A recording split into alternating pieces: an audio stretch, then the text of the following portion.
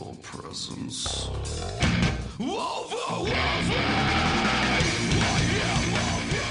All right, it is Wednesday. It is noonish. It is time for the Life Radio Show. I'm your host, Don Smith.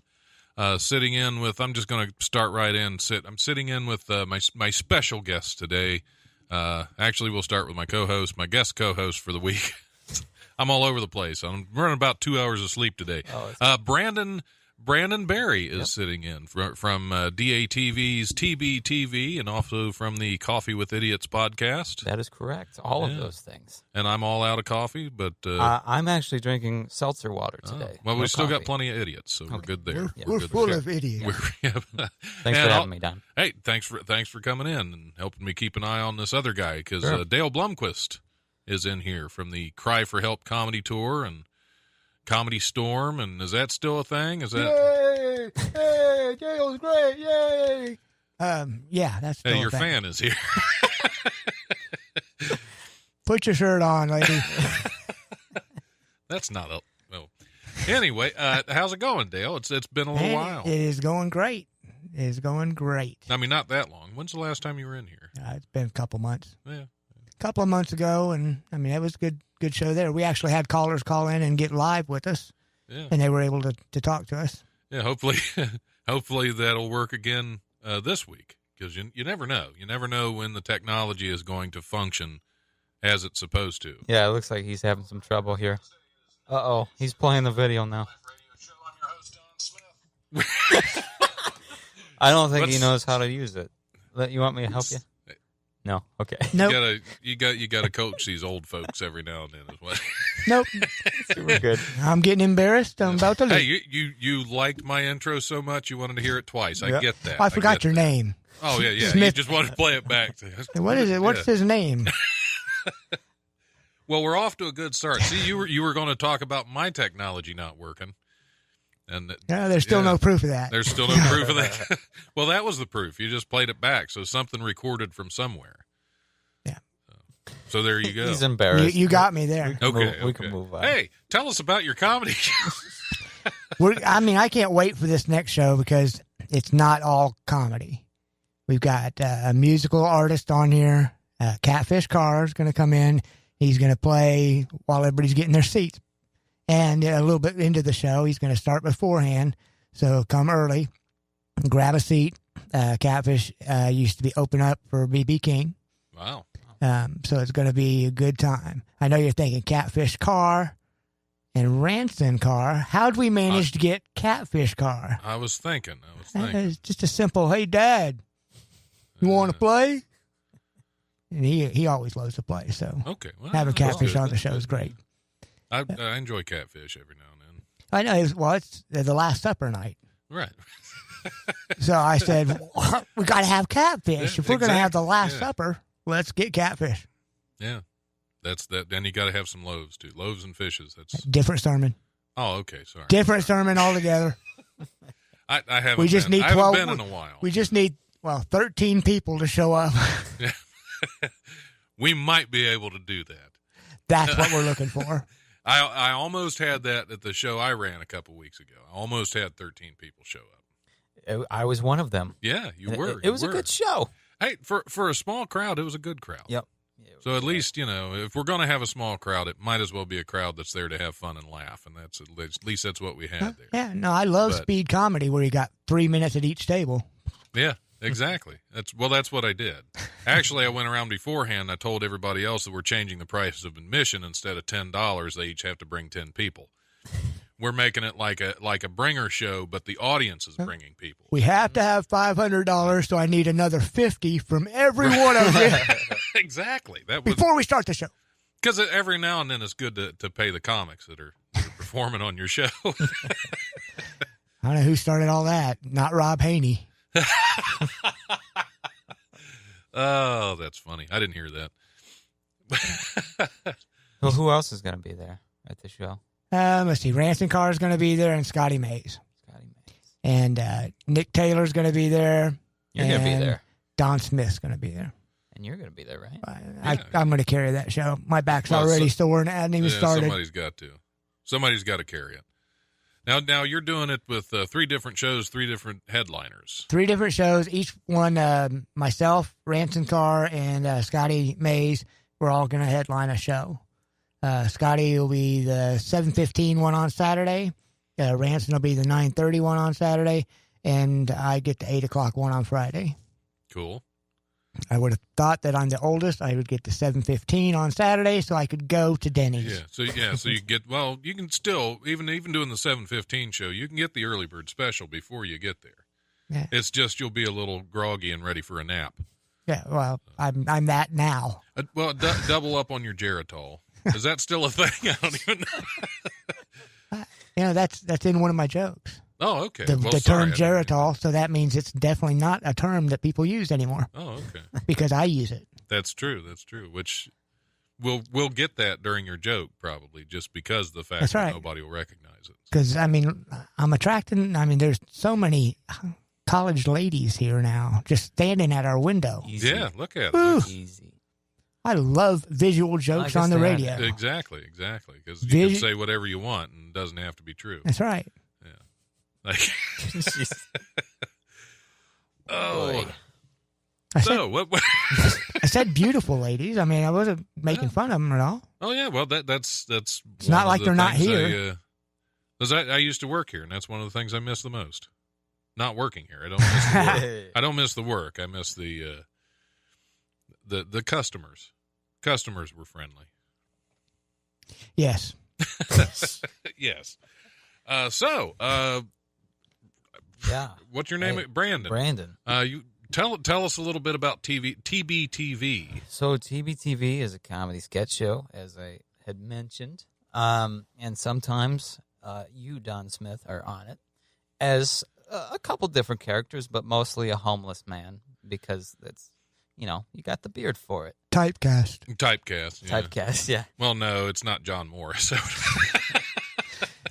So we got 4 episodes now, and they're all on YouTube. But we are on DATV every Monday at midnight, which kind of confuses me. It is technically Tuesday when you're watching it, right? But you got to stay up Monday night to get the full effect and actually watch it. Because if you stay up Tuesday night to midnight, you're going to miss it. Yeah, because it was on. Unless it's on reruns. Well, yeah, it could be. And so, definitely. You really do look groggy, Dale. You look I am confused and tired right now. See, I was thinking, hey, are you talking about staying up till midnight or waking up at midnight? There's always YouTube. So you could try to program your VCR. As you've seen, I'm really good with stuff. And that's what I call technical things. I call it stuff. Stuff, yeah. So we're still working on the 5th episode, and you're somebody different this time around. I am, and I appreciate that. Too, yeah, because I'm a. What's her name? Lucinda. Actually, I've talked about TBTV enough. I want to tell you this thing. Tell me happened. What else you got. So Monday night, I went to Lexington, Kentucky to see Weird Al. And it's like ill-advised vanity tour where he plays like his original songs, not so much his parodies that everybody wants. And I could tell like the children in the audience didn't appreciate not hearing the famous parodies and whatnot. But I had a hell of a time. And like I don't know how big of a fan you are of Weird Al. I know originally this show had This Is the Life. It had the theme song. Yeah. But he was playing like Nature Trail to Hell and Jackson Park Express and like things that you wouldn't hear in a normal show. It was great. And Emo Phillips opened. And he's one of my favorite comedians. And we stayed at a hotel.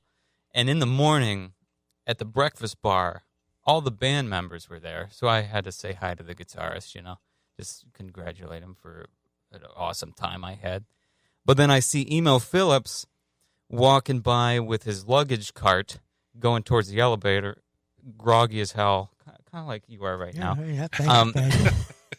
And so I said, well, let's go get our bags so we can board this elevator with Emo Phillips.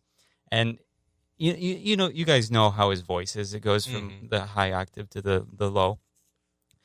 I heard his normal voice And it was the craziest thing.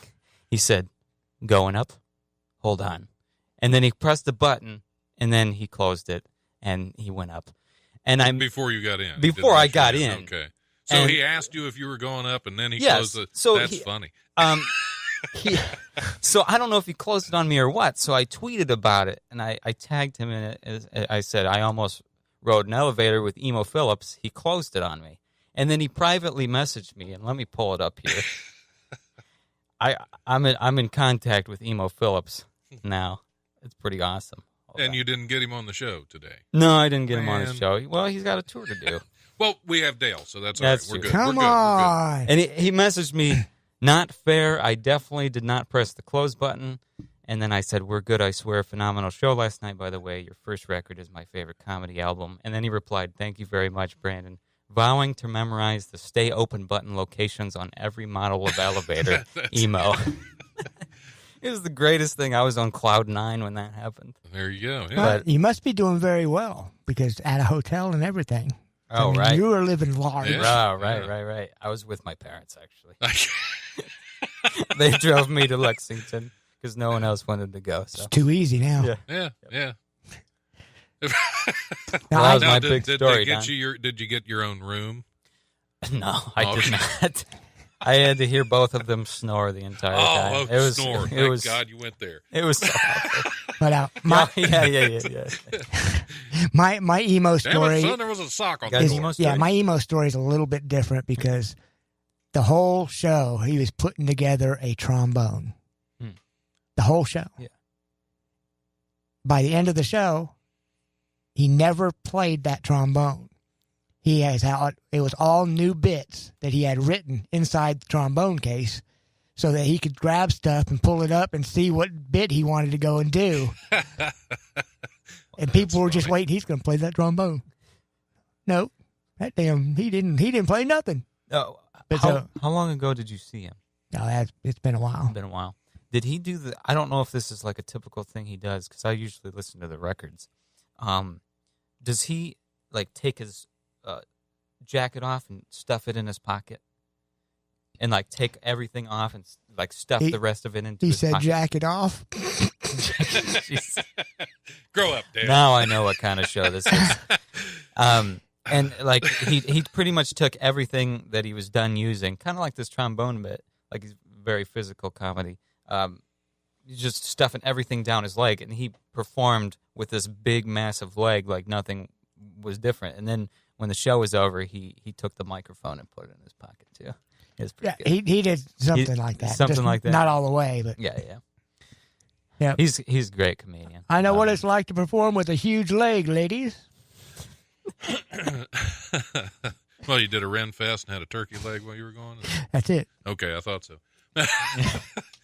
I wonder if they should have comics at the Renaissance festivals. That would be weird and probably very disappointing. That would be a really tough there's crowd that there. Commercial of the heckler on the night. Your mother. Oh, okay. I think I remember that. So no, comedy doesn't work with that. Yeah. It's kind of like doing a show at a wedding or something like that. You know, it's some places it doesn't fit very well. You know, my wedding was the second most important day of my life. My divorce was first. Right. Now, have you ever? What's the weirdest place you ever performed comedy? Oh, comedy, Dale. I mean, there's been clubhouses at campgrounds. The overhanging outside Outhouses? picnic. Oh, okay. No, picnic places. Oh, the shelters. Yeah. Yeah. Where it's right next to a house, and they decide to hook up a big sound system and give me a mic and say, "Okay, hello, people." And try to round Check this everybody up language in the out. yeah. Try to round everybody up in the shelter house. Yep. Get new words coming up for you kids. I did one like that at a music show that was in a big shelter like that, and it was. I think what did they wanted? It was an all-day music show, and in between bands, they wanted comics to go up. And my set was like 10:30 in the morning. Oh. And I basically performed 10 to 15 minutes of comedy while the band's setting up in the background, smacking everything around, making all kinds of racket. And my audience was basically the sound guy, 3 teenage girls, my mom, and my wife. That was. I think we've all performed on the back of trucks. Yeah, pretty much. And I did it at the VA out at Dayton VA Center because they was doing a fundraiser out there, and they had me on there for some strange reason, and it was a good show. And it was everybody's just walking around though. I mean, you had nobody sitting down. Right. How long have you been doing comedy? Well, listed on my resume, 7 years. 7 years? How long have I been funny? About 10 minutes. Really? I've been doing like it before you got here. I was funny doing the telephone thing, working the screen. No, we were talking earlier. Speaking of weird places to perform, we were talking about the show outside of Feathers in the Oregon district out on the street. Have you done that one? No. You should. It's fun. You used to run my favorite open mic at the chapter, which I miss because there are new comics coming up that won't get to experience that heartbreak, and they need that because there's some of them do 1 or 2 shows and they think they're really funny, and they haven't really been smacked in the face. Well, the first 5 years of that, it was good house. I mean, there's good people there to listen. The last 2 years was horrible, and it is because there's guys who didn't want to come back to it, and then they would say statements like, "Well, I kill at the club." Really, you do not kill at the club because you can't make one person even look at you up here. Yeah, that's one of those shows that if you can get the crowd going there, you've got some good stuff because they don't really want you there. And those are all my friends too. And right, all right, Dale, we don't even like you anymore. But no, you should try the show out front of Feathers. There's one coming up April 6th, next Friday. That we were talking about your friend Brandon's friend Trevor. Who recently started doing comedy. I think he's done 2 shows at Wiley's. So will this be his 3rd show? Yeah. And like you said, it's brutal. Yeah. So I'm hoping it my goes well. 3rd show was at the chapter. Really? That was the 3rd time I'd ever performed. I love the place. I mean, it was great. I mean, it was tough, but it was great. It was an experience that comics have to have, and it helps to get it out of the way fairly early. Well, I tried because it hurts less. It's like pulling a Band-Aid I tried off. to get people that wanted to host that show. Yeah, I remember. And they don't want to host it. And I'm like, really? Because this is where you're going to learn, man. You just get up there and you have to do the fill-in in between everybody, and you get all of that taken care of, and nobody wanted to do it. I think Amy did it once, Amy Knight. Cody Ray did. Yeah. And that was because that was his first time there. And I remember the conversation out front. It was he and Gary Henry and I were out there, and that's what he said. He said, "Well, what's the crowd like here?" And I said, "Well, when's the last time you bombed?" He said, "Well, since I've been doing comedy this past year, I really haven't had but one bad show." And me and Gary looked at him at the same time and said, "This is 2." And I think he did 3 minutes on stage, and he was so shaken that he just stopped and brought me up because I had to go up. I had to go up early because I had to leave early. I think for some reason I can't remember. That's not why. But, that's not why you had to go on early. Get him out of here. Yeah, get this guy. Did I take over emceeing for him? I don't know if you did or not. I've done that several times. That I had somebody there. They were gone by the third Cody, comic. But yeah, that he was. You can tell when somebody's shaking when they're on stage, and he was really thrown off. Yeah, they are gone by the third comic half the time. Yeah. I got a question for you guys since you're both comics, and I'm not looking to go into stand up, but I do write, comedy or whatever. Who do you? And this is the most trite question ever, but do you have any advice for someone that I know that wants to go into comedy? Should they just go away? Should they not even do it? Like what? How would you approach it? Just start with the open mics, or Start with the open mics. Do as many as you can. Stick to the 5 minutes. Don't think you have to have a new 10 minutes or 5 minutes every time. Sure. Get that 5 minutes down, because that 5 minutes is probably really only 2 minutes. Yeah. Right. Once you get the crap out of it. And then you got to add your new stuff then. Yeah, I got that advice all the time too.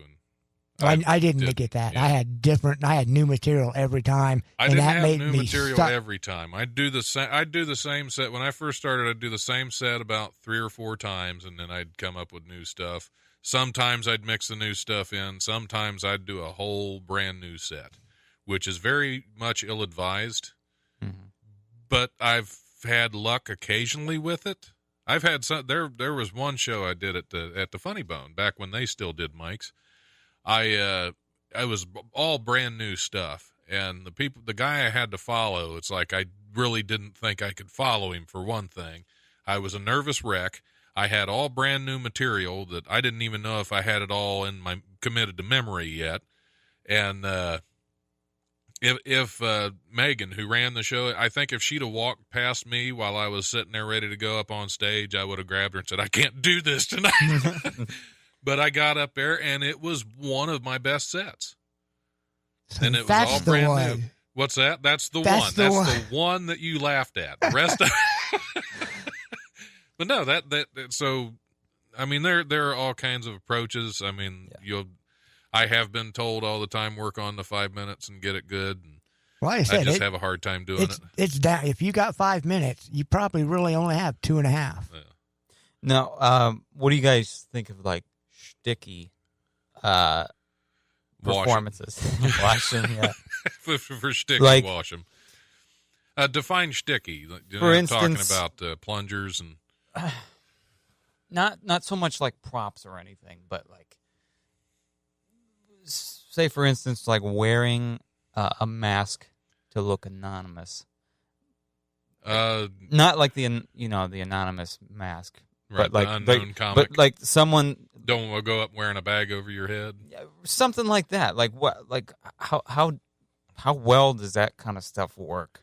Like, are there masked comedians? It depends. There have been the unknown comic, for example, that's right. wore a bag over his head. Forgot about that. Well, I once there's some guy that does comedy in a panda suit. Really? I once Is that true? threw myself out of one of those open mics and went and put on, because I used to do professional wrestling, so I had a wrestling mask and came back with the mask on. And, I mean, was it funny? Yeah, it was all right. But there's spots for it. Yeah. My advice on that is, if you think you got something that's funny with that, do it. See what happens. I've had this idea. Because, I mean, Sunday Comics at Wiley's, the open mic there, I mean, it's a good show. The crowd's usually forgiving, but we've had some strange phenomenon. Yeah. We've had Puke. A guy named Puke. He did it a couple times. Fell off the stage one of those times. Wow. Actually tried to go down the front and stepped on one of the tables. The table flipped and he fell. That is my bit. That's your bit, falling off the stage? That's you? That's how I got the stuff from Rob Haney. That's the first time he booked me. So, I better give him a show and give him $10. Yeah, or he's going to sue me. We had Action Jackson, I think. Didn't he get up there in his underwear? And we had one guy get up and had a giant traffic cone sticking out of the front of his pants. I mean, there's been... Wow. You never know what's going to work. And yes, there is a comic that will occasionally put on a panda suit. Mike Canistero is Pandy Kaufman, allegedly. Wow, I love it. That's great. And he does well. I'm sure it's not Tony Clifton. Well, that's what I was going to do. I was going to wear one of the horse masks and go up as Pony Clifton and start yelling at him. We never did coordinate that. We were going to do that at Cat's Lounge once, and it just didn't happen. But Mike does a lot of different characters. No, this person who had this idea also had this other idea.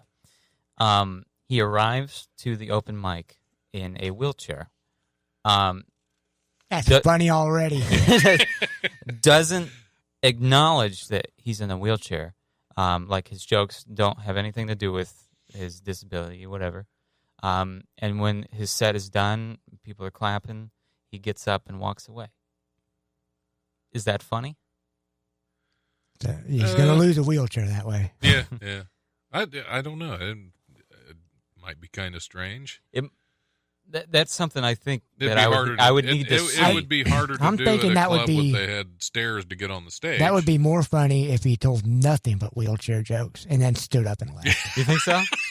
Yeah, that would be funny for the comics. Some in the crowd might get very offended, which would be funny for us in the back of the room. But that's what comedy is. Exactly. Yeah. It's offensive. So you think do wheelchair-centric comedy if you're in the wheelchair, then leave. Right. That would be the better approach? Stand up and carry the wheelchair off with you. Yeah. That way you don't lose a perfectly Right. good wheelchair.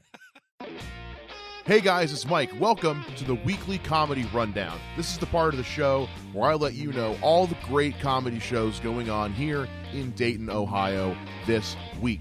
All this weekend, the Dayton Funny Bone is running their Dinner and a Show special for only $42. You get VIP seating, your first non-alcoholic beverage, your garden salad, your choice of any entree, tax, and gratuity. All that plus at 7:30 p.m., you will be entertained by the hilarious Coco Brown. This is going on Thursday, Friday, and Saturday starting at 6:30 p.m. For more information, go to dayton.funnybone.com. Wiley's Comedy Club is playing host to the Cry for Help tour this weekend. Friday and Saturday shows start at 8 o'clock, 7:15, and 9:30 p.m. respectively. This show features Dale Blomquist, Ransom Carr, Scotty Mays, and Catfish Carr. Tickets are only $10. Mugshots has a show going on at 7:30, and then the Hookah Bazaar has a show going on at 9:30. You can get two different comedy shows in one night, folks. That'll do it for this week's Comedy Rundown. My name's Mike Shea. For more information, go to www.wileyscomedy.com, www.dayton.funnybone.com, and www.mikesheacomedy.com for everything going on in the scene of Dayton comedy. There's a reason they call them lazy Sundays. There's nothing better than sitting around and enjoying the comforts of a good book. But what book should that be? Well, every Sunday, Eventide brings you The Bookseller, hosted by Jessica Gillen. Each week, Jessica breaks down a different book and tells you everything you need to know before cracking it open and getting lost in a whole new world. Tune in every Sunday for The Bookseller with Jessica Gillen, brought to you by Eventide Entertainment. Attention men, have you lost your zest for living? You tried the 5-hour energy drink, even the 6-hour energy. They didn't work. Forget them, because here at Strom's Pharmaceutical, we have developed an energy drink just for you. It is guaranteed to get you up and ready for action. Try our new energy drink. It's so good you'll want to keep it a secret. Now all you have to do is have an affair. A fair energy drink. It's so good, just don't get caught. My name is Dr. Strom from Strom Pharmaceuticals. Now, I have found that I was in a rut. I was doing the same thing day after day, week after week, with the same people, with the same person all the time. I had to get some kind of way of restoring my energy.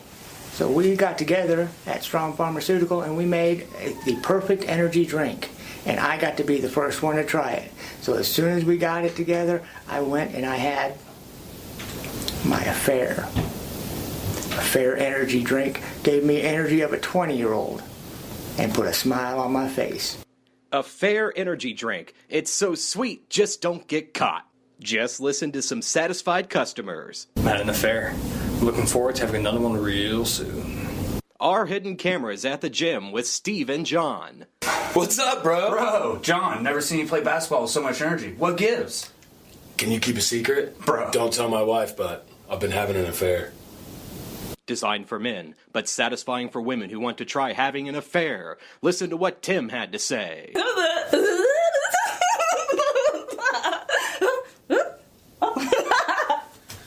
My wife has a lot of energy.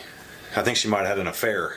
And just take a look at Roger and his wife Beth through our hidden camera. Honey, you're looking really good. Are you doing anything different? No, not at all. Actually, yes. I've been having a lot of affairs lately, and they are fantastic. You should really try one. Well, how do you think I've dealt with you for the last 3 years? A fair energy drink. It's so good, just don't get caught. We did not forget about those of you who live the alternative lifestyle. Try our alternative energy drink, a Fairy. Bottoms up, boys. A fairy comes in the can. We've got more testimonials. This is from Gary. He's from Moose Knuckle, Kentucky. He says, I liked it so much, I cannot wait to have another affair. Now we have Mitch from Last Call, North Dakota, and he says that he's had his second affair, and now he wants to have one every day. And this is from Jay in the Titties, Colorado. He said, my wife caught me having an affair. Now I'll never have one again, but I'll still have the memories of that affair that I did have with me forever. Side effects may include permanent smile that cannot be removed from face, may cause divorce in some marriages, which will include painful alimony and possible years of child support. In some cases with weapon availability, an affair may be fatal. All right. Well, I didn't know it ended that soon. So. See, because it's still... okay, we're back. That was... Anybody want to have an affair? Yeah, that sounds good. I could use the energy. Let's... That's right. I actually have one right now. Because we've got lots of women in the radio studio. Yes. Oh, Hello. okay. Thanks for clearing that up, Dale, because right now it just looked like you and Brandon were both having an affair together. Cheers. Cheers. Oh, So boy. what's the story behind a fair energy drink? Is it just a random silliness you came up with, or? Oh, yeah. It just came up. I've got about 4 more minutes of lines to go to it. And we just put it together real quick just to see what it looked like. I mean, it's got a video out there on... there's a video? Okay. On Ranson's YouTube thing. Oh, on his? Yeah. So you have to weed through all of his crap to find it? Yeah. Or you have to somehow get a hold of me and I'll send the link to you. Oh, okay. To where you can just that's look easy. at that. Yeah. All right. Should we cover a few news stories since we're sitting here? Or do you have other things you want to? No, I'm good. About? I'm good. Right. I'm about to take a nap. So okay. Well, we'll hit some news. And you had a few news stories that you brought with you? Did you want to hit yours first, or? Well, it's not very often my guests bring news stories along because apparently the rumor got out that I'm ill prepared to do my show. So. Why are you staring at me when you're saying that? Yeah. The best story. I mean, with that Easter, I figured it would fit. Easter week. All right. In North Carolina, there was a gentleman who broke into a Pizza Hut, and he called the police to turn himself in. And when they answered the 911 call, he said, "Hello, my name is Jesus."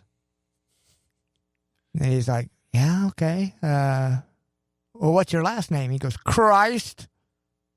And at that point, you really don't know if he's mad or what. Yeah, well, it depends on inflection, I guess. Yeah. I mean, sir, I'm going to need some identification.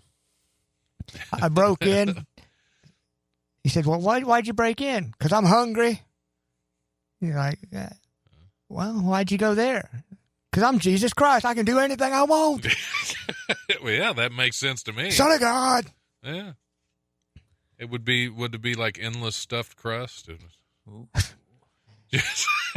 How many people could he feed with a large pizza? He said, "Well, I ate a pizza and drank a Mountain Dew, and you can't turn Mountain Dew into wine."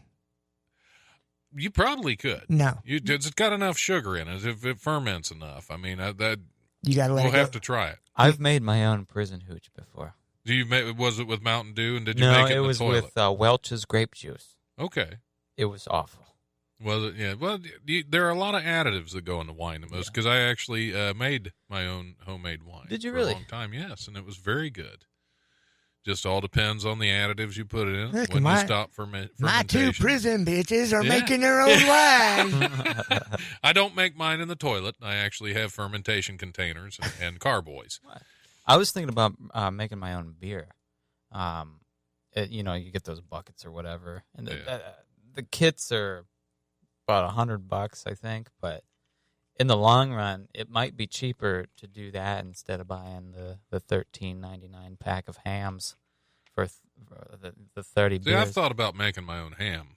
Yeah. In fact, I'm having some Sunday. Yeah, it's Easter. Why not? I'm drinking hams all day. Did you catch it? Why not? Yeah, I got you. Anyway, yeah, we're not really. So Jesus in a Pizza Hut, because when he returns, And that's exactly true- where I expect him to True go. story. I Because mean, they need the most yeah. help there. If you've tried their pizza, nobody out pizzas the Hut. That's what he was proving right there. Right. Yeah, and nobody out Jabba's the Hut. And, Right. What was your other news story? The other one nobody likes. Okay. you get used to that. Yeah. One of the guys who wrote and played in Dueling Banjos Oh, yeah. passed away. Yeah. He's not the one that gets the name on the Deliverance Mhm. or when it was up to number 4 on the charts. Deliverance, the theme. And, I mean, he's the one that he played it. He died, and now they can't call it. Now he's one of the original? Yeah. Okay. You can't call it Dueling Banjos anymore, so now they just call it Banjo. Just the one. Well, possibly with an inner conflict. We don't know. Yeah. I mean, this. And, An you know, inner conflict banjo is now. That's good, man. with it being Deliverance. Yeah. This is not funny at all. But with it being Deliverance, I mean, he passed away from prostate cancer. Yeah. I just let that settle in because it's Deliverance. Ned Beatty. Take them panties down, Okay. boy. Whee! He's got Anyway. Nick Griffin had a song called Ned Beatty's Got the Hardest Part. Yeah. Yep. That was it was a difficult role to play. I would imagine. That's the scariest movie in the world. There's not. I mean, Halloween, Friday the 13th. The bad thing about no. that is that really is a good movie. Yeah. But that one part has just tainted the whole thing for everybody. Tainted. I see what you did there. This is that sticky. Just that sticky stuff we were talking about. Stuff, yeah. It just left a stain on the whole Yeah. movie. Oh wow! Should we move on? Yeah, Or are we good with? Are we happy with ourselves? At this No. Yeah, I'm feeling pretty good. Yeah. Let's go on to one of your stories. All right. Well, moving on. Well, Constantine Rillieux. Got to pronounce that right. French. A dead man has been having himself a rough year. The Turkish government deported him in January for having expired documents, sending him back to Romania. He says he hadn't been to where he hadn't been for since the late 90s. And can you imagine his surprise when upon his return he found out he died back in 2003. There was an official death certificate registered by his wife and everything. He says, I'm officially dead, although I'm alive. I have no income because I'm listed as dead. I can't do anything. In fact, Rillou's only 63 years old and not nearly dead. Very nearly couldn't even get back into Romania. It took more than 6 hours of interrogation just to convince custom officials that he wasn't playing a hoax on him. He told the local media. They told him it had to be a joke because he was dead. That's the status I'm looking for. I want to achieve you wanna be that dead, but status. not dead? I can't do nothing. Is this the one where he came in front of the judge and they tried to prove that he was who he was, that he wasn't dead? I believe so. Is that the one? Wow. Because there have been a couple of those times that happened. Yeah. I wonder think it why was the funny wife. that his wife. Yeah. Is she married with 7 kids? Yeah, now? that must be. She's got. But you were dead. Maybe she just had an affair energy drink. She said, wait a minute. That insurance money is gone. Yeah. They ain't getting it back now. I don't know who this man is claiming to be my late husband. He died Cooper. in 2003. Oh, man. That sucks. That would be terrible to find out you died. Oh, yeah. It would be. Unless I mean, you hate your and wife. still have to be alive. I mean, because most people who die don't live through it. That is correct. Yeah, this But guy's it been is kicking Easter, for it 15 is years. Easter weekend. It is. We're going to find out. It is. See, this we is- get wholesome every once in a while. It's a good time for this show, for this news story. Then, Yeah, risen from the Call dead back. in Romania. At least he's not robbing a pizza. we Hut. appreciate all your calls today. Thank you very much for calling in, folks. Yeah, it was good to hear from you, Ed. Ed, John, those two. Well, he's gonna ask me, when can I get on your next show? When you call in the show. There you go. And this just in, Flippy is on hiatus. Flippy, the dog? Flippy. Last week in Pasadena, the local Caliburger outlet gave the burger flipping robot an opportunity to make history and to replace a human cook. Turning burgers on the grill, the $60,000 robot was hired with great fanfare. Caliburger boasted Flippy could flip 2,000 patties a day. The robot even has image recognition and heat sensing technology to allow it to know when the burgers need flipping. Though just after one day on the job, Flippy got the pink slip. Turned out its human helpers couldn't keep preparing the patties for Flippy. The company says not to despair for the robot. There is still hope for a callback for this automated hamburger helper. So apparently Flippy did such a great job, he worked himself right out of a job. I wonder what you can do with a one-armed robot. Let's check it out at a college. Well, right, yeah, because the Flippy, he's only got one motion with that one hand. So. Oh, that's right. Yeah. Yep. Just. It's really crazy how many jobs can be taken over by robots. Like, besides like the creative, the writing and the stuff we're doing here, like. They'll be at this eventually. A robot really? could sit in here. Yeah, I'm sure they could, but would it? I don't know. It's like just it's a human job, though. Like according to like Skynet, that, like like the whole flipping burgers. That's like a mindless job Brandon, in itself. I think you're just scared. Maybe that we're all going to be replaced when the Great Revolution happens. I think so. Yeah, and I understand that fear. But it's okay. We're going to download your brain. Yeah, oh, that's right. Yeah, we'll be in those robots. Yep. I used to work at a car wash, and they pretty much shut down because of all the automated car washes. There was like the only, human ran one in the area. So there's a little bit of for you. There's a little bit of justice in Flippy getting fired. Yeah. But here's the thing. Like a lot of people that are really good at their jobs, he got fired because his coworkers weren't worth a crap. His human coworkers couldn't keep up. Oh, getting the patties prepared, because he did too good of a job. Wow, is that? Oh, that's why. We'll give him the pink slip. Exactly. 2,000 an hour he could do. Yep. And now only 5 people an hour can eat. Well, thanks to the humans. And now he's using that flipping arm to make money in dark alleys, and probably he's got one arm, so it's frustrating. He can't even shoot up properly. Well, listen, he can't even talk. He's doing sign language, saying, "Hey, Ned Beatty." Well, listen, I still listen to cassettes, so maybe I'm just I'm nostalgic for actual human workers. Yeah. Maybe. Well, so you know what it's like to put the pencil in there and turn it to get the cassette. I seek those things out still. Yeah, you got like the retro pencil sharpeners too. The old hand crank. Yeah. It's good visual, Dale, on the radio. That's what I do. You ever put a crayon in one of those? It ruins your day. Yes. It's hard to get them out too. Then any pencil you sharpen afterward, it's got crayon. Oh yeah. It only ruined my day after my dad came home. Yeah. Yeah. Right. Because you don't sharpen pencils. Those pencils don't grow. Yeah, they do grow on trees, but. You got another one? Yeah, we'll hit one more, and then it's getting, depending on how this one goes, it could be, Yeah.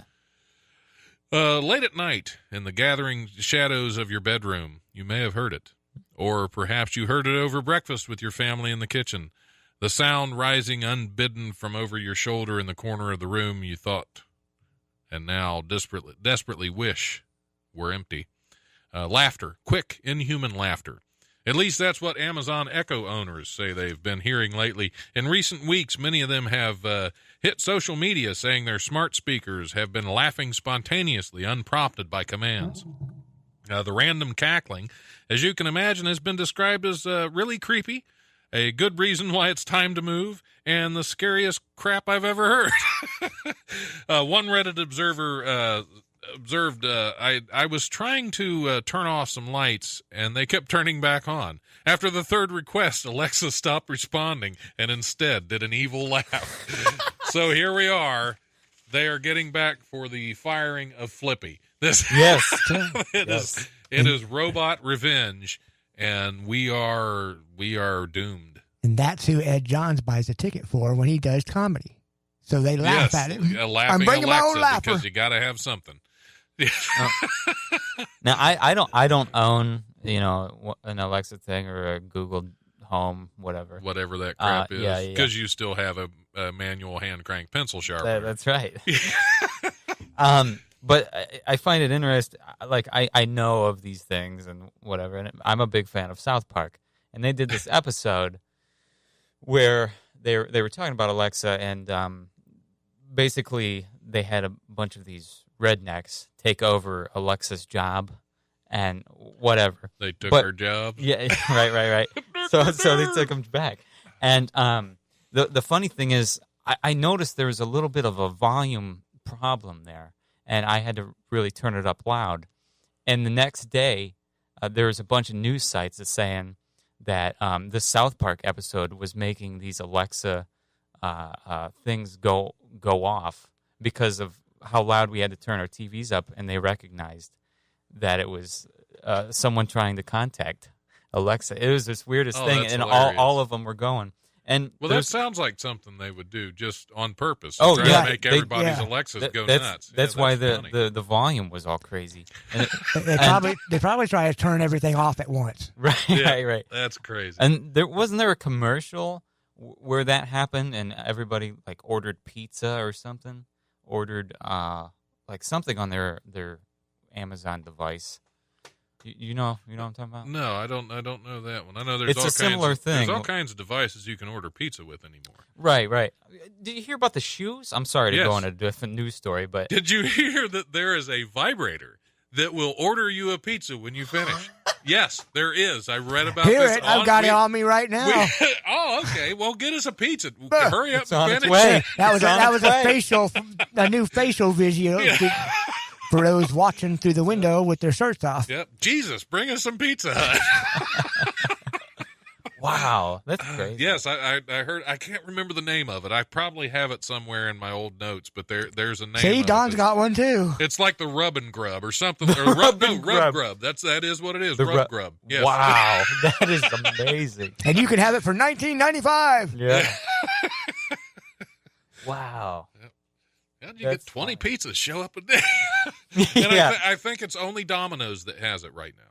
You can only order from Domino's at the time. So like when you these actually program your order in, you go online, you program. I know way too much about this thing. So when I was fascinated by it, so when I ordered one, I had to try it. Yeah. So when your delivery driver comes, they have to know. What'd you say? Exactly. Wait, so they come, then the delivery driver comes, right? Okay. So, I mean, they have to know. Like, it's got to be on the receipt somewhere, right? You can't. Yeah, how it was ordered. You can't put that on the pizza. Yeah, that's going to ruin the taste of the pizza. Where's the FCC? Which kind of harkens back to the old 70s pornos. Got a pizza delivery here. Yeah, right. Yeah, well, too late. We're done now. We don't need to. How are we going to settle this bill? Oh, dumb. So what were you saying? No, I don't even remember. You said something about the shoes, and I took it a whole different direction. There's this shoe, like I don't know, it was the 80s or 90s when those shoes had the powder. Yeah, the little pump thing. Yeah, the pump thing. Well, they have them for Pizza Hut now. Yep. You just press the little sole or whatever, and you get a pizza. Jesus wouldn't have had to break the door if he had those shoes. If he had good shoes, they'd have delivered it right to him. Right. Yep. Jesus, what were you thinking? Pizza for Jesus. Christ. Is that like Jews for Jesus? Yeah. Pizza for Jesus. I mean, you get a pizza, but the shoes look ridiculous, so it's not worth it. Yeah. Well, just it's a nice balance. Imagine walking around with that vibrator. right. I'll take the shoes. Does it have the logo on it? I'd have to. It'd have to have the Domino's logo on it. The battery started wearing out. Now it goes off anytime. Talk about the shoes. Yeah, right. Because there'd have to be something powering the shoes in order to. I'd imagine the vibrator's hand crank. Oh man! Going off the rails here on the life. It's time to take a break. It's a long break. Aren't you glad you came in today, Dale? Oh, absolutely. All right. That's always good. Because I want us to talk about other things we should be able to do with our bodies to get stuff. Right. Yeah. We'll touch on that after the break. So, all right. We're going to take a little break, and we will be back here shortly. Stay tuned. There's probably more really silly stuff coming up. If there's one thing that's true about wrestling fans, it's how much they like to talk about wrestling.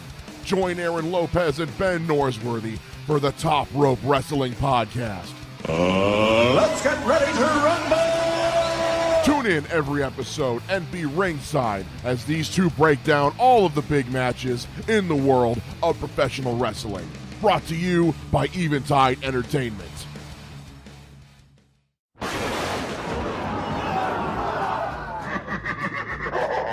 Looks like we've got a mystery on our hands, folks. Mike Shea, along with Eventide Entertainment and the Neon Movie Theater, will be premiering his newest short film, Monarch, a neo-noir detective mystery set right here in the Gem City, Dayton, Ohio. The event will be held on Thursday, May 17th at 7:30 p.m., and you can be a part of the process. Just go to www.gofundme.com/Monarch Film Premiere, and you can donate to make this one real night to remember. Lots of rewards and gifts for those who donate, including free tickets, concessions, posters, and movie downloads. Tickets are only $5 and can be picked up at the Neon box office. Mark your calendars for May 17th. It's a night with the detective, and you don't want to miss it. Now, you've been staring over that edge for hours. But people die down there. And dying when you're not really sick is really sick, you know? Really. All right. We are back on the live radio show. Throwing out a little more Charles DeMar from the classic Better Off Dead 80s movie. If you ever want to learn how to ski in a montage, there you go. I'm your host, Don Smith. With me in the studio, my guest co-host, Brandon Barry. Still sitting in here with special guest, Dale Blomquist. I got nothing. No. It's just like live on stage. Exactly. I got nothing there, too, you know. The audience loves me, though. That's the difference between you and me. I mean, I'll tell you what. We did a Dead Comic tribute show, and you were the star of that. That was fun. I mean, you were the star of that. I still have a scar on my elbow from that. So. Yeah, when's that video coming? Hopefully never. Hopefully I never have to see that again. Yeah, but I mean, but I'm telling you right now, you were the star of that show. I had fun with that. I really did. It was worth shaving my beard off because I actually shaved my beard off. I don't know if you remember. I was John Belushi. Yep. Singing Joe Cocker. Yeah, Joe Cocker, which was fun. From Lemmings? It's always good to be doing imitations of people doing imitations. Right. It's like everybody does a Kevin Pollard, William Shatner. Right. I actually was thinking about getting up later on in that same show as Andy Kaufman doing Elvis. Oh. And just only do impressions of dead comedians doing impressions of dead singers. Ooh. But is Joe Cocker still kicking? I have no idea. Twitching? I think he recently... Didn't he recently die? I don't know, but when he kicks every dance. Yeah. Every Yep. All right. Hey, we have a call coming in. This very well could be Tabari McCoy. So let's see if this works. This is live. You're on the air. Well, I know I'm on the air. That's why I called. I mean, why else have the best comedian that calls into your show not call otherwise? How you doing? I don't know why John didn't call. No. Sorry, couldn't help myself. It's all right. It happens. How you doing? I'm doing good. How are you, Tabari? Well, I got to the gym. I ran 3.5 miles, and I think I sweat out every bodily fluid I have. So if I pass out during this conversation, it's not a gag. Okay. If I gag during this conversation, no.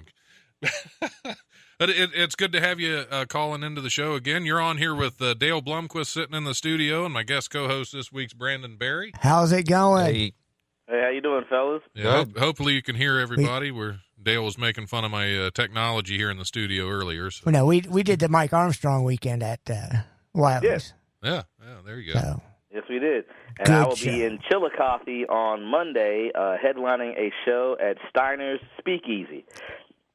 Love Steiner's. It's a great that must place. be a Lori Graves show. Yeah. Yes, it is. Cool. Smart She was in crowd here last there. week. Smart crowd. That's good. I'm tired of dumb crowds. Dumb crowds have done a lot of stupid things. That's how we have our current. Well, you know what? Let me not get political at the gate. How you doing, everybody? That's right. They got a black guy on. This is what's going to happen. Yeah, it happens every now and then. I'm required by the studio to have so many. I'm just kidding. It's Oh, I thought you would have crammed them all into February. Yeah, well, that's too short a month to get all of them. Based on CPT, that's why we're doing it now. Yeah. Hey, now all letters should be directed to. Yeah, that was Dale Blomquist. Sorry, or Dale Storm. Do you want to use your fake name for this one? No, Okay. we'll go real. We'll go real. Wait. Okay. They can't. Dale's fake name is Dale Storm. Yeah, that's his poor name. No, that's my old wrestling name. Oh, okay. Oh, really? Okay. When I was about to say, I've seen what Dale looks like now. We could go with like Dale Breeze. You know, I think Dale blows. Tropical depression. It's just one man's depression. Something more accurate. I think those are more The autobiographical. audience is loving these inside jokes, by the way. I'm sure this is going over great with the 7 people listening. Yeah, well, it's probably people we know. That's very true. So they get them all. So you got a show coming up Monday? Yes. Just finished a weekend here at my home club of Cincinnati where I recorded my new album last month. And the new album should be dropping around May. So that should be coming up. Cool. And I'm looking forward to that. Got some shows coming up in Iowa in July, so I can take my corny self to the corniest place on earth. It'll be a perfect match. And then before then, I'll be at the Whiskey Bear Comedy Festival in Columbus, Ohio. So I'm going to be doing that Ohio circuit and then going just out to the cornfields. So it should be an interesting couple months. Yeah, Iowa. That's did they have a certain amount of black comics they had to have out there too? Is that? Well, I'm going to be out there after a couple weeks after a guy from Saturday Night Live by the name of Chris Red. So they might have hit their quota when Chris gets there. So this will be interesting to see how the rest of this goes. Okay, that's yeah. That's what we like to do. We like to try and get on the one comic who actually has the CD out. Right. And now I'm glad to hear that. Yes, it was a really good show. I had 2 guys you may know, Billy DeVore and Spark Tabor, open up the show. The crowd was great.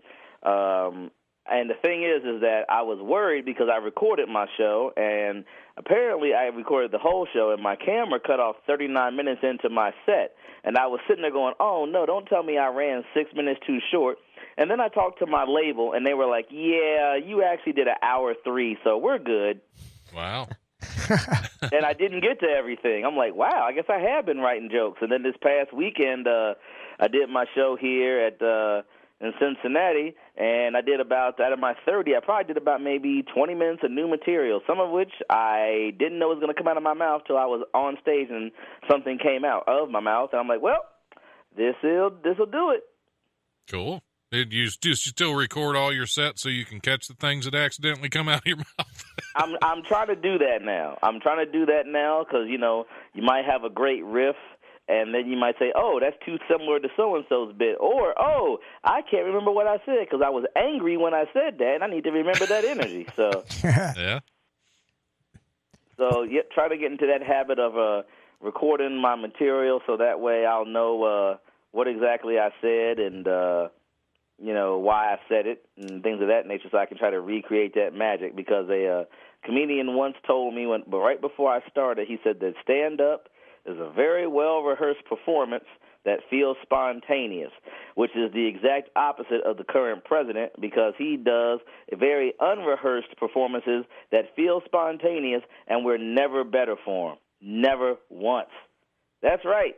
I'm coming out the gate talking about Agent Orange. I figure if a porn star can get on 60 Minutes, I can take 6 to talk about him. Why not? We're not quite 60 Minutes, but You don't say. No, not quite. We're actually guys, then the View. This is a 2-hour show. We're 120 minutes. What's that? I guess I'm doing this all wrong. I thought it was like you guys, Next Step Hollywood. It's close. It's close to that. It's just a very, very long bus ride.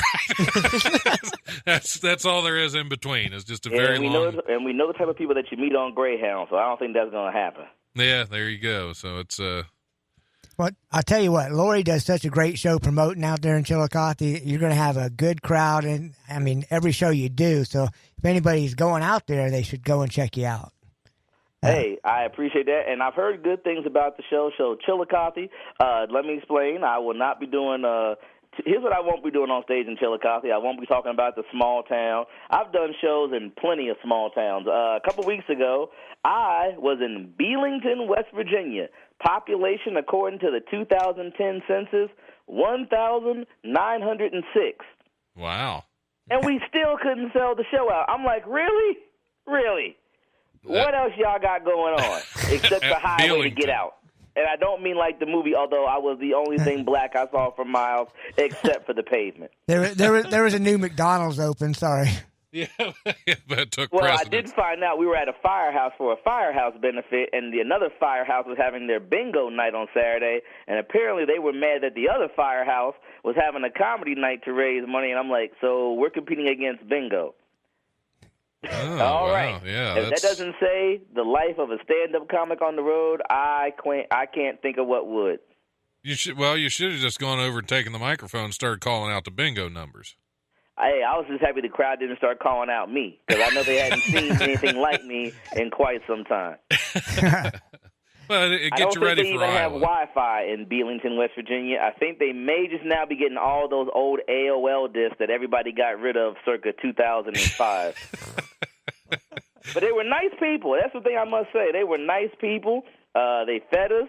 They had spaghetti and meatballs, which was probably like a 4-star meal. I mean, I didn't see a restaurant in that town the entire time I was in that town. We had to drive to a nearby hotel in a nearby city called Elkins, population 7,000, to which I said, I think you had somebody miscount 6,000 people.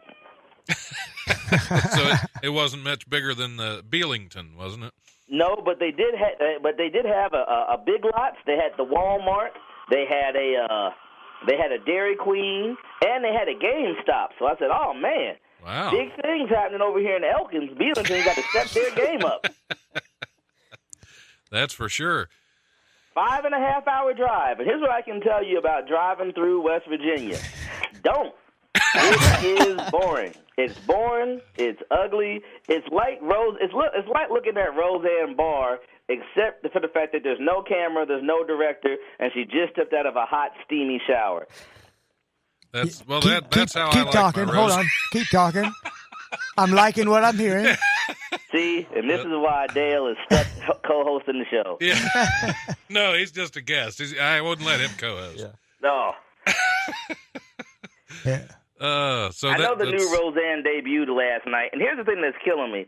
We got a president that's got the country split in half, Roseanne's back on TV, and the Browns think they have a shot. I'm like, man, this really is the 1980s all over again. Yeah, well, the Browns think they have a shot every year, though. No, that's the fans who have shots at the bar by halftime of the first game. And I know that Dayton is mostly Browns territory. That's right. As a Bengals fan, I don't have a leg to stand on except for the one that my punter uses to kick the ball off quite often. But if there's anything that makes a Bengals fan better, is knowing that we're not quite the Browns. Being a Bengals fan is kind of looking at a glass half empty. Being a Browns fan is going, can someone please let me go to the store so I could at least try to buy one? Because you done went through 30-something quarterbacks at this point. Yeah, I'm an Eagles fan, so I can't say anything this year. Spurgeon Wynn. You know, I've never met anyone named Spurgeon. And I know somebody's going, is this dude named Tabari going to make a joke about somebody else's name? You right. I certainly am. Because his last it's not name was Spurgeon. Win, and all he did was lose. DJ Khaled could never be the halftime entertainment at a Browns game because they don't win. All they do is lose. That's right. I'm dropping pop culture reference after pop culture because I saw Ready Player One Monday night. Ready Player One's a great-looking movie. A lot of video game references, a lot of pop culture references, but I couldn't get one female friend to go with me to see a free movie directed by Steven Spielberg. You talk about thinking to yourself, man, this is going to be tough for the marketing department. I couldn't find a female within 20 miles of the theater that had an interest in seeing that movie. And then I thought to myself, I said, well, I should be realizing the fact that I should be used to women not wanting to do things with me. If I did, I wouldn't have 40 minutes of my act. Yeah, I was going to say, was that because of the movie? They claimed it was because of the movie. The movie looks really good. The story is a little, I mean, you know, it's a fine movie. I give it a 3 out of 4 popcorn buckets because I have a movie blog, shameless plug, McCoyonmovies.blogspot.com, where you can go to my website, which is Tabari, and since nobody can spell it, it's Tabari, McCoy.com. I write a lot of stuff on there. I also do freelance writing for Xavier, which is why, as someone who graduated from the University of Cincinnati and now gets paid by Xavier, I knew that they were both screwed in the tournament this year. Sorry, I'm just writing something down. I'm writing your website down so I don't forget it, so we can plug it later on. Oh, I always appreciate that. I spent the money on it. I used GoDaddy, not because they had commercials that had gyrating women on it, because I'm not going to get Me Too'd from a website, but because of the fact that they offered the best plan at the best time. Now it sounds like a GoDaddy pitch, and I get no money from it, so I'm going to tell you to check out everybody. I heard Wix.com is nice as well. Yeah, I haven't tried Wix. I do have one on the WordPress, I think. I've got Squarespace. I'm trying to figure out how Wix I started out tried to get together with Twix. That just seems like a natural marketing fit. Yeah, that does. They should have Twix.com by Wix.com. Brought to you by people that love wordplay. Yep. It'll be a Twix Wix site. Exactly. Yeah. And then they can have a comedy special called He's So Punny. No, I don't think we want that. But You know, I think that's right up your alley, Don. that's right up something. Well played. Now Unlike I've the tried. Browns. See, I brought it right back. Right back to the Browns. Yeah. Well, we were talking about Deliverance earlier, so I guess we're all over it. Oh, you know what's funny? Driving through West Virginia, I was like, man, this looks like where they filmed Deliverance, and then I saw that the movie was actually set in Georgia, and I've only been to basically Atlanta in Georgia because I'm not getting off of any of those country roads. But if they decide to make a sequel to Deliverance, and let's be honest, Hollywood has run out of ideas. They did make the Emoji Movie, which had a character which was literally just the poop emoji, which is what most of the reviewers gave that movie. So, I mean, I'm sure they could do Deliverance 2 out of the woods or something. I mean, Burt Reynolds probably going to need some money to replace one of those hips soon. He could be one of the grandfathers of somebody. I'm giving away gold ideas here, and by gold I mean cubic zirconia, which is a diamond, which is a precious metal. But see, I pay attention in science class, so I'm getting this nerdy information out. All right, take a breath for a second.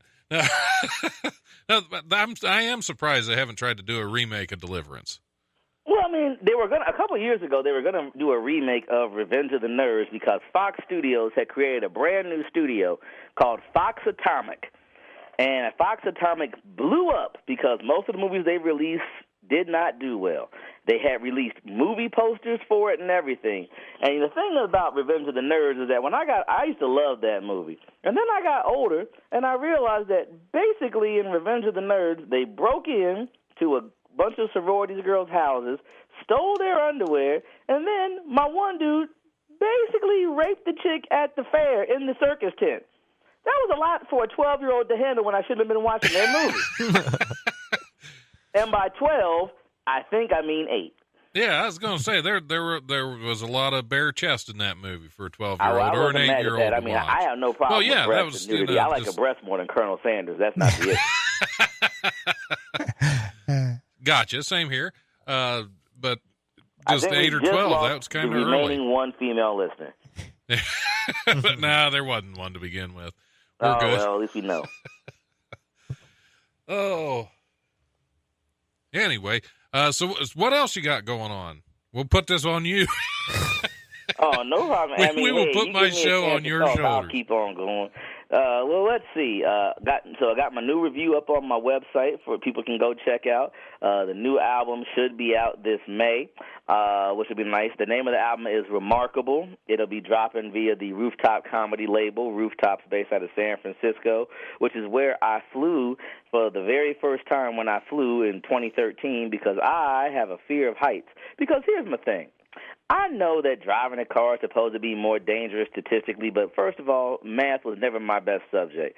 Second of all, as I mentioned, I'm a Bengals fan, and I used to root for the Chicago Cubs long before 2016 hit, so I'm used to the odds not being forever in my favor, Katniss Everdeen, so I'm used to that.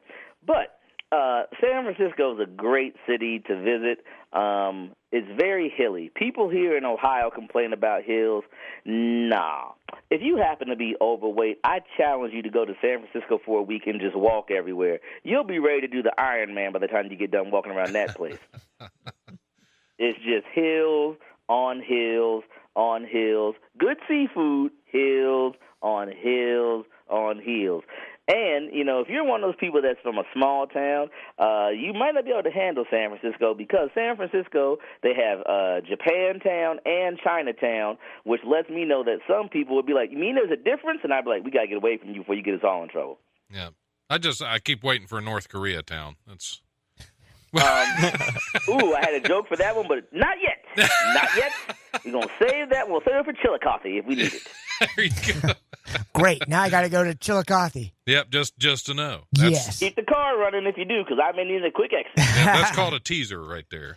Mm-hmm. Also called using your best judgment. I know what color this state is.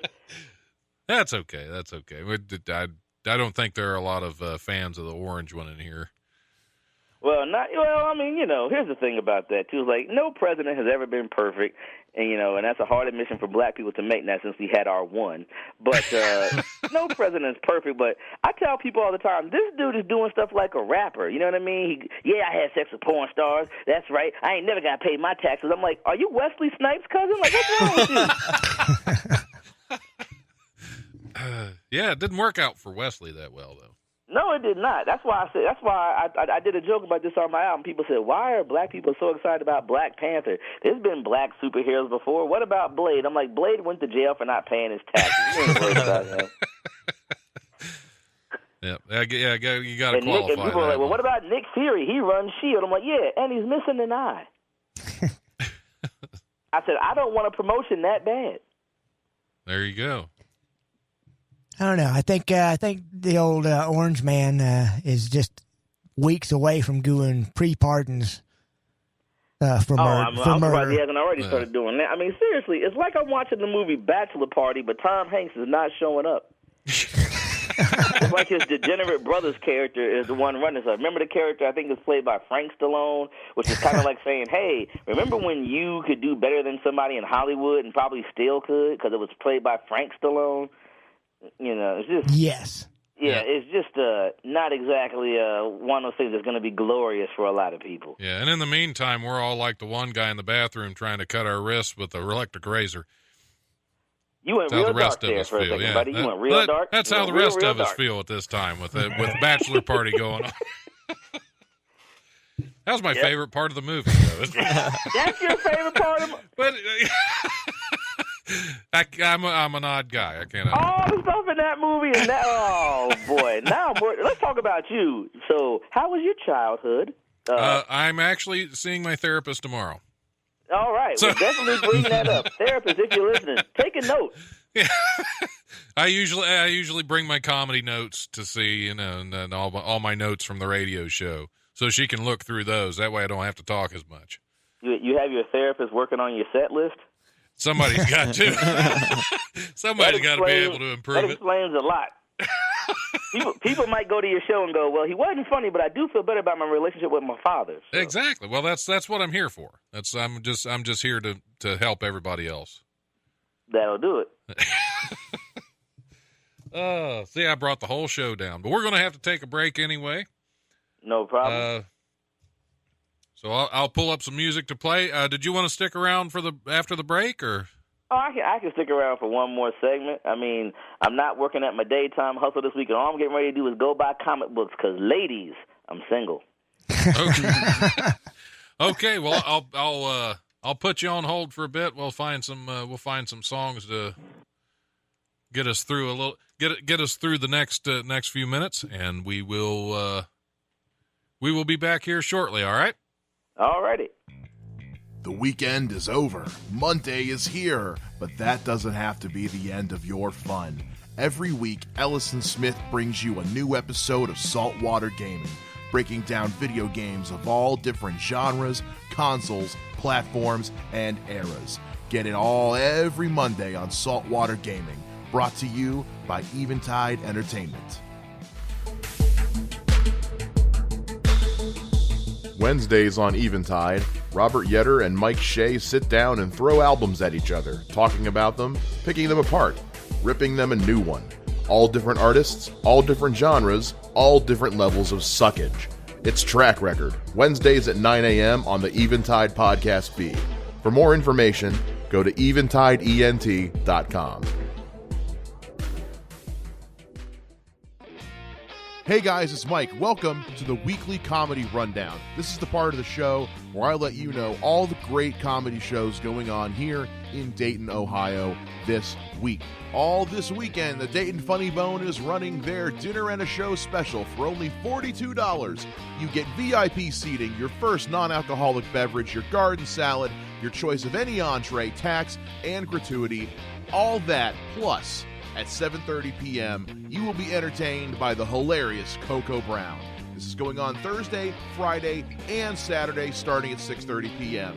For more information, go to dayton.funnybone.com. Wiley's Comedy Club is playing host to the Cry for Help tour this weekend. Friday and Saturday shows start at 8 o'clock, 7:15, and 9:30 p.m. respectively. This show features Dale Blomquist, Ransom Carr, Scotty Mays, and Catfish Carr. Tickets are only $10. Mugshots has a show going on at 7:30, and then the Hookah Bazaar has a show going on at 9:30. You can get two different comedy shows in one night, folks. That'll do it for this week's Comedy Rundown. My name's Mike Shea. For more information, go to www.wileyscomedy.com, www.dayton.funnybone.com, and www.mikesheacomedy.com for everything going on in the scene of Dayton comedy. Lane, I've been going to this high school for 7.5 years. I'm no dummy. All right, we're back. Sorry to cut you off, Dale. Let's make sure Tabari's still here. Are you still with us? Yep. All right. I'm didn't here fall like asleep. the FTD, hanging out in the shadows. Didn't fall asleep while you were on hold. Sorry to interrupt you, Dale. We had to come back on the air. Sometimes you just got to get back to the show. Yeah, that's fine. Yeah, you're listening to the Life Radio Show. I'm your host, Don Smith, sitting in the studio with my guest co-host, Brandon Barry, my special guest, Dale Blomquist, on the phone with comedian Tabari McCoy. Sorry, Dale, I didn't list you as a comedian as well. Story. That's a true story right there. Yeah, true story. We should probably hit some news stories just to say we did something. So yeah, we got some some different ones. We got some different ones. I can't remember a lot of these, so we will see what we got. As long as it's about the Domino's vibrator, I don't care. As long as it's better than the Domino's vibrator. Yeah. Did you know, Tabari, that there is actually a vibrator called the Rub Grub, which will let you push a button and order a Domino's pizza? You know, as someone who has a background in communications and has worked in public relations and marketing, who in the blue hell came up with that one? Who was sitting there going, I don't mind the alone time with myself. I don't mind doing something that, if I happen to be of a certain religion, may make me feel guilty, or at the very least require a lot of carpet cleaner if I'm messy. But who in the world said, you know what I don't like about this? Being hungry. Yep, I can use a pizza, right? I have jokes about why I don't believe in evolution, and I always say, don't get me wrong, it's not like I'm running for office in Alabama. But good night. How in the world? Go on with the news, sir. Just go on ahead. I'm upset now. The biggest shame is it's Domino's pizza. That's just disgusting to me. Well, anyway. Domino's has an entire ad campaign based around the fact that, hey, we're trying now. Pretty much. Domino's is we're grading on a curve pizza chain of pizza chains. It's like, look, Okay. We kind of sucked, but we trying now. Yep. I thought they were better years ago than they are now. They're just. Of course, I haven't had Domino's in probably 7 years. Well, hold on. I'll get you one in 30 minutes here. Because they have pasta bread bowls, and since I am apparently not trying to live that long, they're kind of tasty. Yeah, but I haven't had a Domino's pizza in a long time. Dale said, hold on, he's ordering one now. I was wondering what that humming was. All right. We will move on to 25 news. minutes away. Oh, it don't take you that long. 13 seconds. Man, I'm old. I'm old. It takes me an hour and a half now. I get tired and quit. And we have for certain lost the last female listener. Yep, there we go. Okay, on with the news. A quote-unquote gold rush started among residents in eastern Siberia after dozens of gold bars fell out of a cargo plane as it was taking off.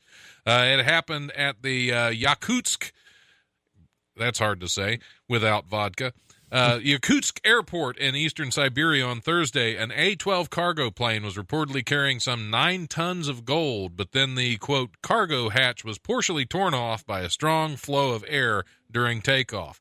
They added that the airport suggested that technicians who were preparing the plane for takeoff could have failed to properly fix the gold cargo. That's not an inside job. Right. A local transport police spokesperson told the news agency that, quote, a total of gold bars weighing 3.4 tons have been found so far, if you don't count all the ones that police spokesman found that he didn't tell them about. Police official told the agency that all of them had been found. So, I think somebody's... You know why they told them that all of them have been found? Because it's called an inside job. Exactly, yep. They got them all. Because they gave half of them back and kept the rest.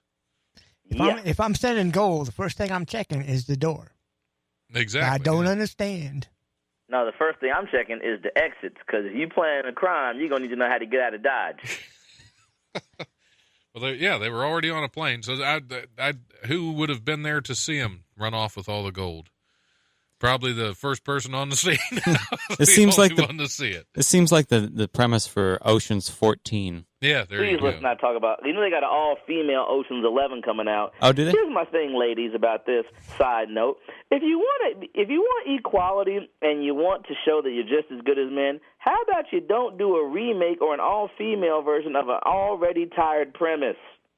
There you go. Right. Just get on the couch and come through. I can't watch the new Ghostbusters movie ever again. It's not because I'm a man, and it's not because I'm sick. It's because it wasn't funny. Bridesmaids, hilarious. Rough Night, hilarious. Girls Trip, black and hilarious. Ghostbusters. All right. That is actually our first raspberry on the show without Holly Shock being in the studio. Well, there you go. So yeah. I have never watched the new Ghostbusters because I figured I don't like remakes in general. It's just not good. You have 4 funny women, and then you have an unfunny movie. Yep. We don't remake good movies. Right. You know what that movie is? It's like the movie Grown Ups, because you got Adam Sandler, David Spade, Kevin James, and Chris Rock. And it's one of the worst cinematic abortions I've ever seen. Yeah, I'd have to agree with you on that. As far as abortion goes. No. Yeah. Tell us, Dale. And that's when Dale stopped. Is that pizza here yet? An Austrian man faces a $197 fine or €160 fine for describing police officers as Smurfs. In a warning about speed checks posted on Facebook, the Austria press agency reported Tuesday that authorities in Tyrol province imposed the fine on a man whose name has not been released for violating, quote, public decency and by defaming 2 police officers. The man's Facebook post alerted others to, quote, 2 Smurfs standing with lasers on a local highway. A police officer who was also in the group filed a complaint. I think he got mad because it wasn't Officer Smurf. Right, exactly. You know what? I have a lot to say about this, but I have a permanent tan. Next story? Okay, we won't pick on Smurfs then. I mean police officers. Hey, man, Smurf lives matter. That's all I'm going to say. Police say a 19-year-old Indiana man took a cab to and from a bank robbery, and that he paid the driver with some of the stolen cash. Derek Faria was arrested less than an hour after Thursday's robbery of a Fifth Third Bank branch in Evansville. The Evansville Courier and Press reports that Faria reportedly passed a teller a note demanding money, but he did not show a weapon. Faria is being held in a Vanderburgh County jail on preliminary charges of robbery and possession of drug paraphernalia, because he already used all the drugs before he decided to take a cab and rob a bank. And the meter is still running. Exactly, yeah. Remember that whole thing about how I said I don't believe in evolution because it teaches survival of the fittest? Exhibit 9,768, ladies and gentlemen. First of all, why would you use a cab company? Because the cab companies are going to keep records of where they went. You call Uber or Lyft because those people are obviously broke. Mm-hmm. And they're probably willing to help. And they probably know a better route. That guy deserves to go to jail just for being dumb. I've been to Evansville, Indiana. He should have taken that money and kept driving out of state. He should have said, look, man, I know you came to work today, trying to make a few fares. We both live in Evansville, Indiana. We are going to change our lives. We're leaving. We're crossing the river. Yeah. Exactly. Once you get me out of the state, we'll go our separate ways. But come on. That's what I mean. They could see out of the state from Evansville. See, it's one thing to commit crime. It's another thing to be completely dumb. This is why I can't watch those shows like Criminal Minds or Law and Order or whatever other spinoff of NCIS there is. I can't watch them because they make these criminals seem like masterminds. Oh, we've got to deal with the cheesecake killer. He took a slice out of the refrigerator, and then he left the crust across the victim's torso. Like, what the? No, these are people robbing people for $5 because they didn't realize they should have went down the street to get 10. That is oddly specific, Tabari. Have you haven't watched as many bad films and TV shows as I have, and you consider yourself lucky? I guess not, because I've never heard of the Cheesecake Killer. That would be... You know what? I guarantee you that within the next 2 years, there'll be some jack... I can't say that word on public radio. There'll be some idiot killing people with cheesecake. They're going to find this conversation. They're going to hear my Smurfs reference earlier. I'm screwed. Yeah, once I get my pre-pardon, that's what I'm going to do. Your pre-pardon? I'm going straight to the Cheesecake Factory.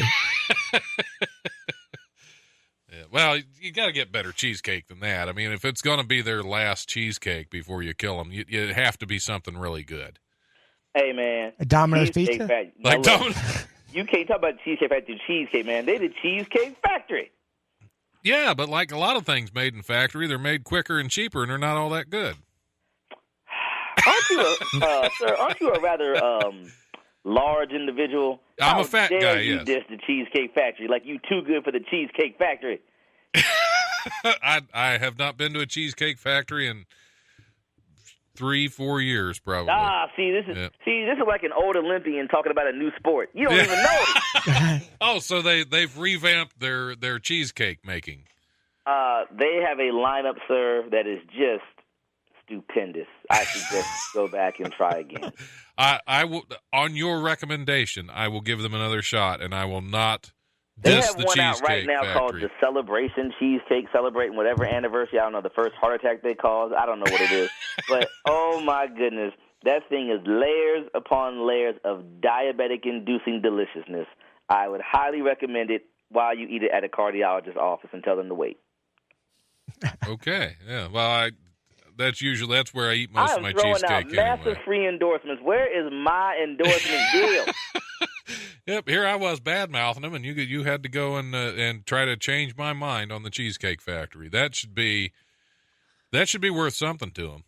I mean, you would think, but no one appreciates when I try to do the thing. I try to help out the world, give them this knowledge, and what do I get? A chance to go to places like Belington, West Virginia. And then I'm mad that I can't get a woman to want to come back to. I should stop right now. Next story, please. Okay, we'll move on. 5 suspects were arrested in southern Spain after police officers carrying out a traffic stop found vehicles loaded with more than 8,000 pounds of stolen oranges. City authorities. I'm noticing a theme.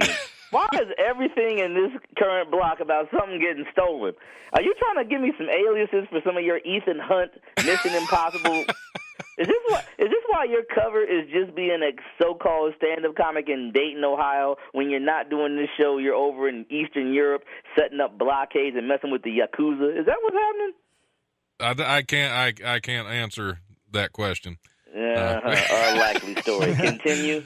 City authorities in Seville on Tuesday released images of 2 cars and a van overloaded with the fruit after an alleged theft in the town of Carmen. The suspects were stopped last week when police patrol became suspicious of the vehicles driving in a convoy at night. The city council said 5 people were detained on suspicion of theft. I would say that they probably came suspicious not just because they were driving in a convoy, but they were riding really low with 8,000 pounds of oranges. Yeah. That is ridiculous. Was it 8,000 pounds of stolen oranges. I mean, I know. I've been to a First Watch. I get it. Orange juice is way too expensive. I get it. But 8,000 pounds. This isn't Trading Places.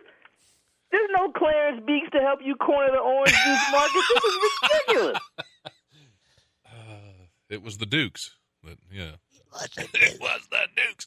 But you know what? If I had been the police officer, when I arrested him, I'd have turned to my partner and said, whoop, looks like you won the bet. $1. Yeah, they probably weren't thinking about that. And how are you going to get arrested in Carmen? How are you going to get arrested in Spain for a city named after a French opera? That don't even make sense.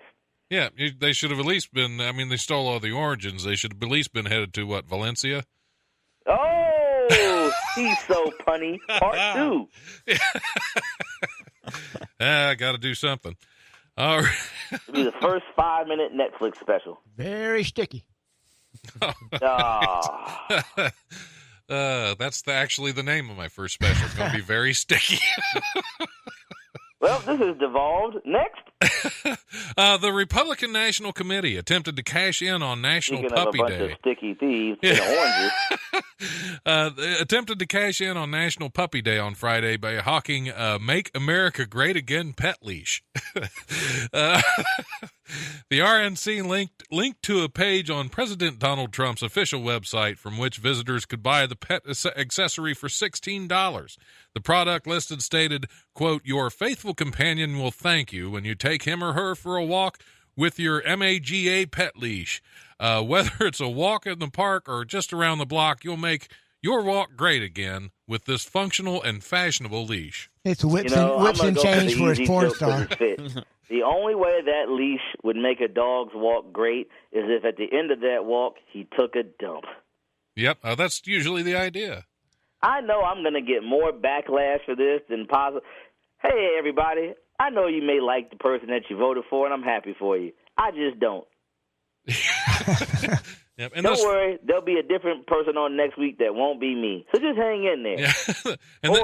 Or as you told us, it's only 4 years. You dummy. Okay, I'm sorry, I was ranting. Oh, that's okay. Well, this story did follow a story about theft and oranges. So I mean, it did kind of set me up. I feel like Marion Barry. It set me up. Remember that? Remember that disgrace for all black people? Oh, that was a rough week. That was such a bad week. That was a bad week. Ooh. You all right? Yeah, I just had a flashback of a man with his face and his nose covered in cocaine, and it wasn't even the movie Scarface. Or at least it was a flashback. It's not like a current. Yeah, that's very true. Or as Richard Pryor would probably have called it, a Tuesday. There you go. All right, we will do one more news story. I'm trying to find a good one. Somebody stole something. I'm trying to find. Nope. I'm trying to find a good one here. You're thinking, go back to the Domino's vibrator story. Yeah. Yep. Why? Is there a buzz about it?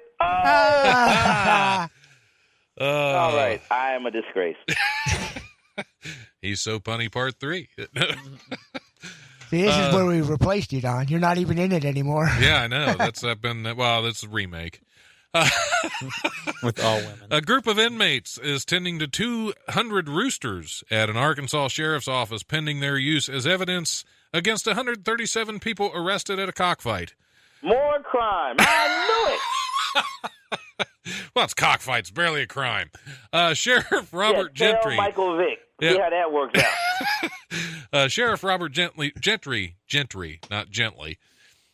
Ain't nothing gentle on a cockfight. All right, keep it moving.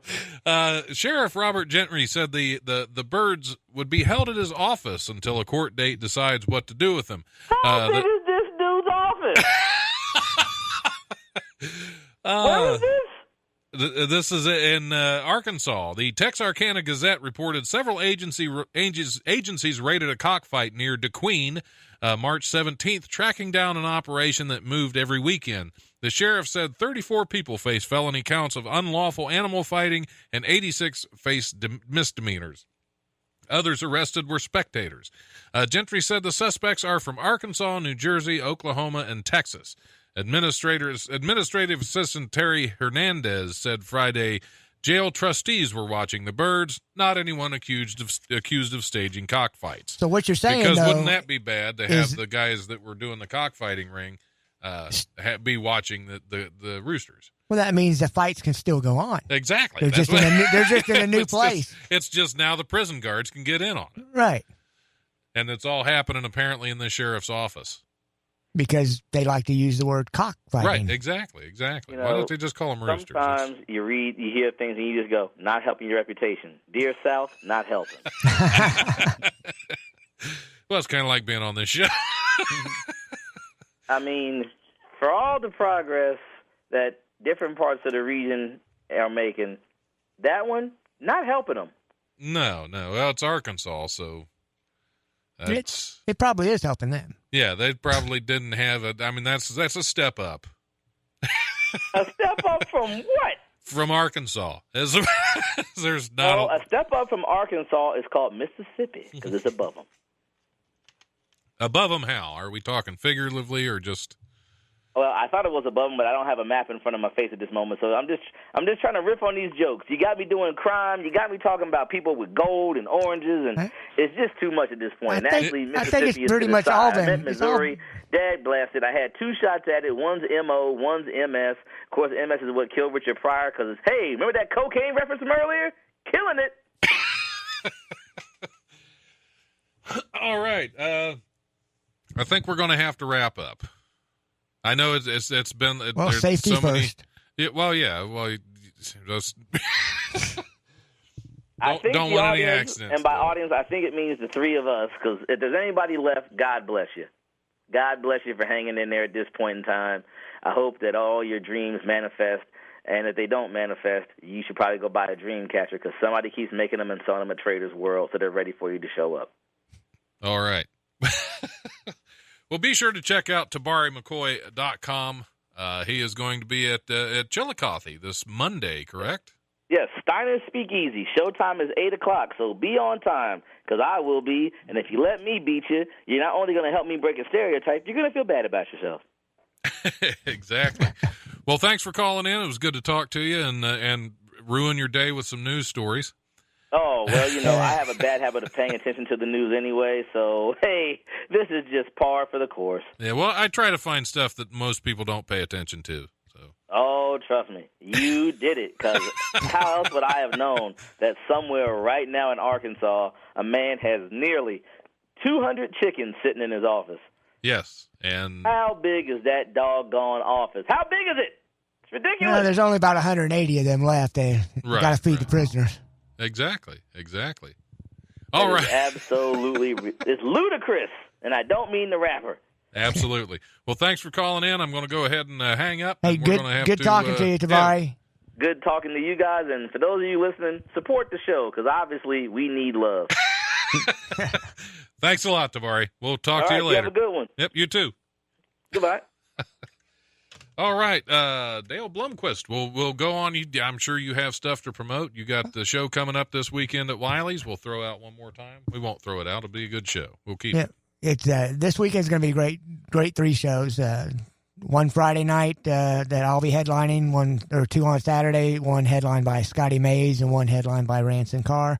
Catfish Carr is going to be there for all 3 shows, and he's going to play some music for us. We should have a pretty good crowd because the Cry for Help, they had the biggest support at Wiley's for 2017. More people seen Cry for Help there than anybody else. There you go. There you go. That's such a sad statement, but can't argue with the truth. Brandon Berry, thanks for sitting in as guest co-host this week. Oh, you're welcome.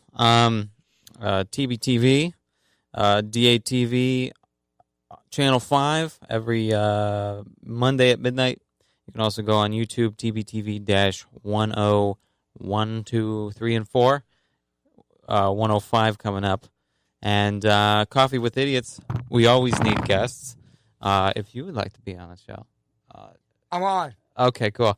coffeewithidiots@gmail.com. Email us, and also coffeewithidiots.com. You can listen. And on iTunes. Cool. All right. There it is. Well, thanks again for coming in. Will go ahead and play us some outro music. All right. And then we're going to get out of here. I will probably be back next week unless somebody listens to this and complains again, but probably will be. We'll see you next week.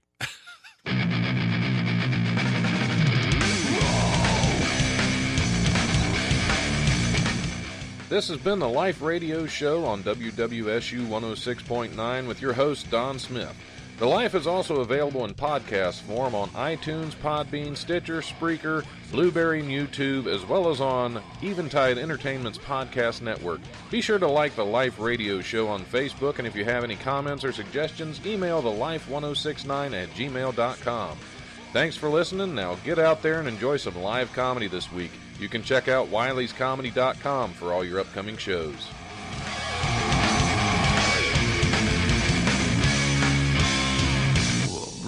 Presence overwhelms me. The brutal presence. Whoa!